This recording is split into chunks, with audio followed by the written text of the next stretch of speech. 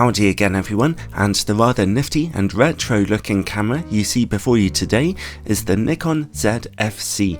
I borrowed it for a couple of weeks a while ago, at the same time as I borrowed a copy of Nikon's Z 28mm f2.8 lens. They both came together, so I thought I'd put together a review of the camera itself as well, especially as I ended up quite liking the camera, well, except for one or two issues which I'll cover at the end. This is another of Nikon's cameras with a smaller DX or APS-C sized sensor with a crop factor of 1.5 times. It's a little on the expensive side. When bought on its own, it's $960 or £950 in the UK. With the very cool Z 28mm lens, it costs $200 more, and with the very good quality 16 to 50mm DX zoom lens, it's $100 more, which is probably the best value for money route there. It only accepts Nikon Z mount lenses or other lenses for which you have a special adapter. Here you can see that APS-C sized sensor looking pretty humble inside the rather huge Z mount bracket, with the side effect that the camera itself cannot be quite as small as some other APS-C cameras. Here it is alongside some other mirrorless cameras to give you a sense of scale. It still doesn't feel burdensome to carry around with you though. It's compact enough, and at only 390 grams, it's actually very lightweight. Despite being so light, its build quality is excellent.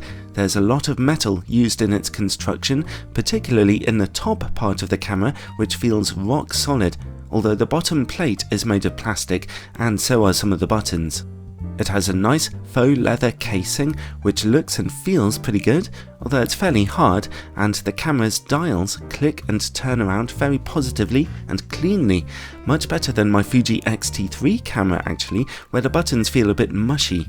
The screen on this camera is very bright and high resolution with 1.04 million dots and an intuitive touchscreen response.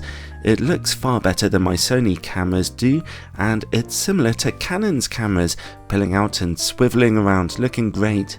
The image in the camera's viewfinder is smaller than the more expensive cameras that I'm used to using and not quite as sharp, but it still works fantastically well, and when shooting on a sunny summer's day, a viewfinder can be worth its weight in gold. Something I really loved was the shooting mode switch. I like to swap between manual and aperture priority, and the switch here is lovely and clear. It looks better than having the modes on some dial. I also loved the little LCD f-stop indicator.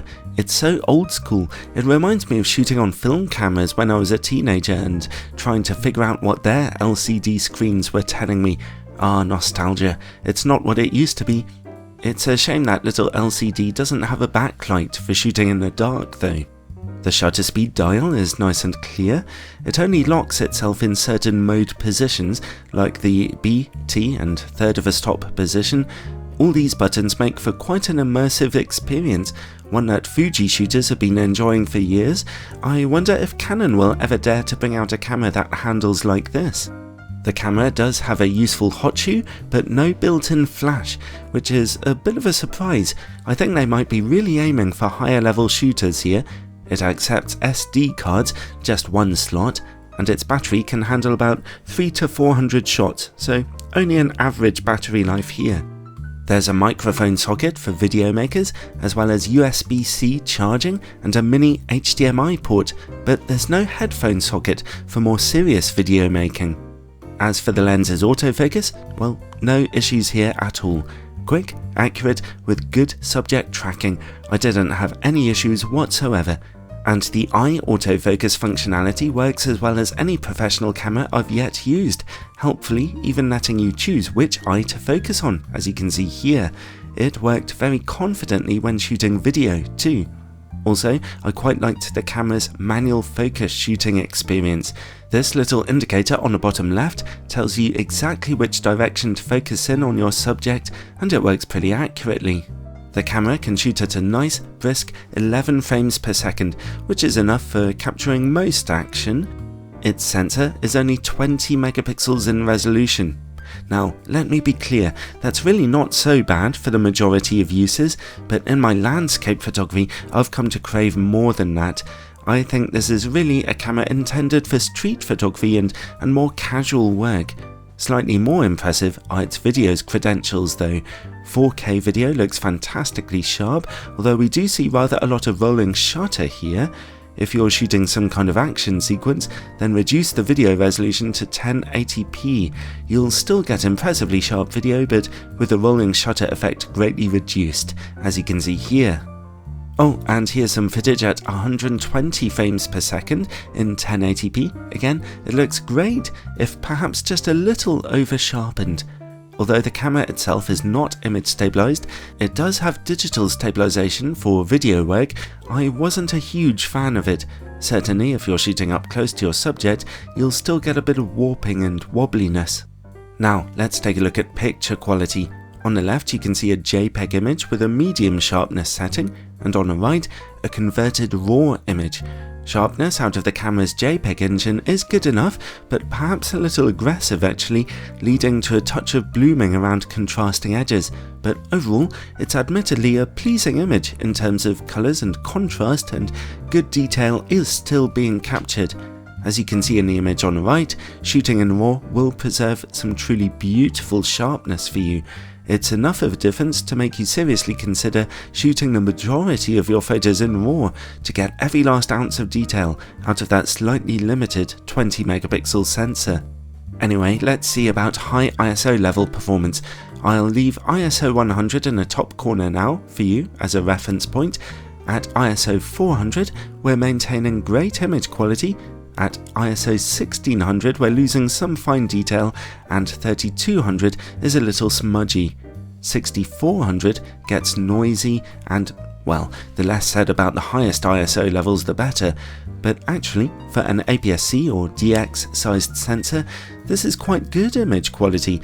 I'd be very happy shooting up to ISO 1600 and even 3200 in a pinch. The camera's JPEG engine seems slightly more biased towards capturing a clean image with good noise reduction than it does razor-sharp detail. I should also mention here that I was perfectly happy with the camera's dynamic range. Highlights came down a little better than shadows came up, in my experience in editing my pictures, but honestly, as a landscape photographer capturing the bright sky all the time, I'm perfectly happy with that arrangement. So overall, well, I loved shooting with the ZF-C because not only does it look incredibly cool, but it has that wonderful combination of being a fast and powerful camera, which is also pretty easy to use. To my mind, its downsides are obvious. Its 20 megapixel sensor is a little limited. For example, Sony's APS-C cameras combine a 24 megapixel sensor and sharper JPEG engine to give JPEGs with a lot more detail. But on the other hand, the Nikon camera's RAW images do at least carry a nice resolution punch to them. Probably the thing I liked least about the camera was its lack of in-body image stabilization. Most of Nikon's fancy prime lenses do not have their own stabilization built in, so that does leave you at a bit of a disadvantage. But again, I should mention that Nikon's DX zoom lenses do feature it, and they're surprisingly sharp lens options too. I'd be overjoyed if Nikon opened up their system to Sigma, Tamron and other third-party manufacturers. I think that really might boost the camera system for them. They need to get selling cameras. When it comes to the feel of the camera's images, well, it's a classic Nikon. It has lovely neutral colours. Well, I say neutral, they're perhaps just a little on the warm side. Honestly, the JPEG images coming out of it do look pretty lovely indeed, with very soft and peachy skin tones, so it's still a good choice for portrait or even some casual wedding photography. I'm starting to really appreciate those subtle Nikon colours. As someone living in Wales who loves landscape photography, I do need a little more resolution than this camera can provide, but if I were living in the city, getting out and about with friends every weekend, then this good-looking thing would be a dream come true. Although it's a little expensive, the Nikon ZF-C still has to come recommended.